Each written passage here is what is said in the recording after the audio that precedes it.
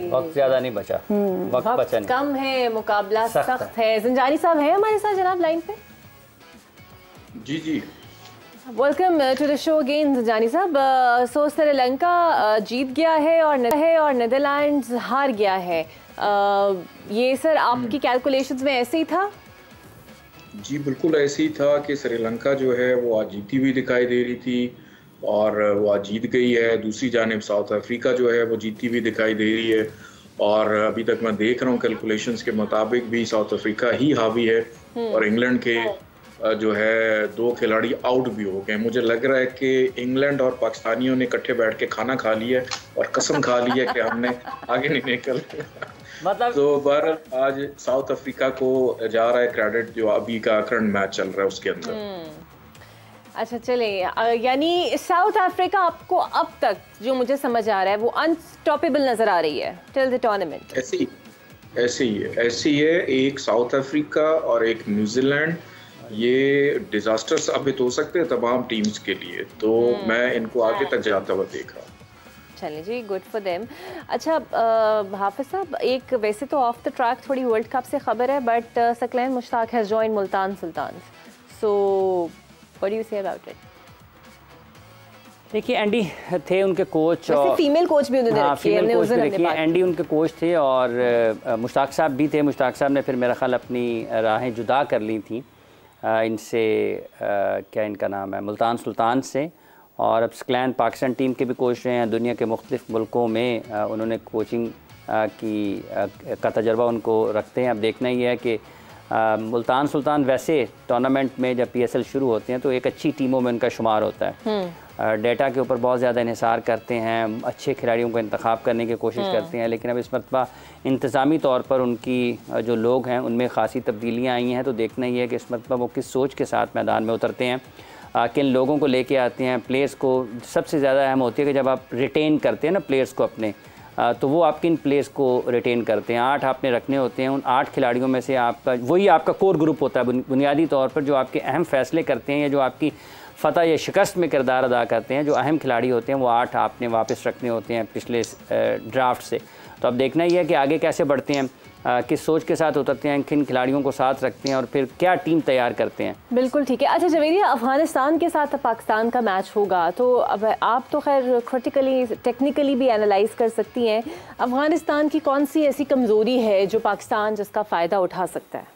Track पे depend करता है। अगर ट्रैक में स्पिन नहीं है तो पाकिस्तान के पास हैवी चांसेस है, लेकिन अगर ट्रैक में स्पिन मौजूद है तो बहुत टफ गेम हो सकता है, क्योंकि अफ़गानिस्तान के जो स्पिनर्स हैं वो वर्ल्ड क्लास हैं और वो जब विकेट में उनके लिए कुछ होता है तो फिर मेरे ख्याल में they are a tough opposition to bat against, और हम अक्सर राशिद खान के अगेंस्ट स्ट्रगल भी करते हैं। तो डिपेंड करता है कि उस दिन हमें कौन सी विकेट ऑफ़र होती है। जहाँ तक मुझे लग रहा है स्पिन ट्रैक होगा, और जहाँ स्पिन ट्रैक होगा वहाँ पाकिस्तान को बहुत बेहतरीन क्रिकेट खेलनी पड़ेगी and I hope they play good. On the other hand I also hope कि ट्रैक थोड़ा सा फ्लैट हो जहाँ पे उनके स्पिनर्स को थोड़ी कम असिस्टेंस हो। आप साहब देखिए, जैसे जवेरिया बात कर रही हैं स्पिन बॉलिंग के ऊपर, कि पाकिस्तान के लिए जो मसला बुनियादी तौर पर रहेगा वो स्पिनर्स का ही है, और वो ऐसे नहीं है कि उनके स्पिनर प्ले में आएंगे 10 ओवर्स के बाद, वो स्ट्रेट अवे नए गेंद के साथ स्पिनर्स के साथ आते हैं मुजीब।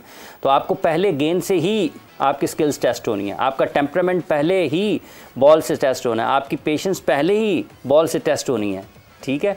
तो ये एक बड़ा दिलचस्प मुकाबला होगा। आप देखें कि अभी तक अफ़गानिस्तान ने जो क्रिकेट खेली है, इंग्लैंड को उन्होंने हराया है, ये जहन में रखना पड़ेगा कि इंग्लैंड को उन्होंने हराया और इंग्लैंड इस वर्ल्ड कप की दिफाई चैंपियन है। वैसे इस वक्त भी उनकी हालत कोई इतनी अच्छी नहीं है, लेकिन दोनों में बड़ा फ़र्क है, ज़मीन आसमान का फ़र्क है। जब आप अफ़गानिस्तान और इंग्लैंड की बात करते हैं तो जब आप एक बड़ी टीम को हरा के आते हैं तो वो आपका एतमाद बुलंद होता है, और जब वो अफ़गानिस्तान पाकिस्तान के ख़िलाफ़ खेलता है तो वो ऐसे ही खेल रहे होते हैं जैसे पाकिस्तान और इंडिया आपस में खेल रहे होते हैं, तो उनका जोश और जज्बा और भी ज़्यादा बढ़ जाता है। वो और भी कुछ कर दिखाने की जो उनके अंदर लगन होती है वो सामने आती है कि ये पाकिस्तान को किसी न किसी तरीके से हराना चाहते हैं, तो वो कुछ गैर मामूली अंदाज में करने की कोशिश करते हैं। उनकी जो छुपी हुई सलाहियतें वो पाकिस्तान के ख़िलाफ़ सामने आती हैं। खिलाड़ी अपनी ट्रू पोटेंशियल के ऊपर आके परफॉर्म करने की कोशिश करते हैं और बाद मरतबा किया भी है।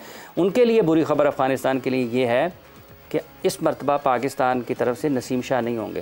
तो उनके जो आखिरी 2 मैचेस पाकिस्तान के ख़िलाफ़ उनको नाकामी का सामना करना पड़ा है, भले हम एशिया का शारजा में बात करें या फिर श्रीलंका में जो वनडे मैच खेले गए, उन दोनों में नसीम शाह ने मैच का नक्शा आखिर में आके बदला था।